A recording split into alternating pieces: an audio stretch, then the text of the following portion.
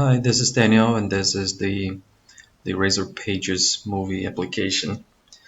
I'm going to show some things here. For example, I'm going to create a new one. I'm going to say this Conan. I'm gonna add something like today, genre action, price, like pen, rating, let's say G, and create. So here's the new one. We got the details page.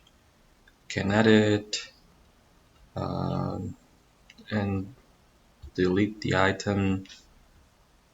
You can also filter like real, select by genre, click comedy, like this. And I think that basically this is it. Um, let's say like edit, Sally with one E, with one L, and save,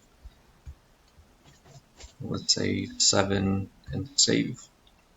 Alright, thank you so much for watching.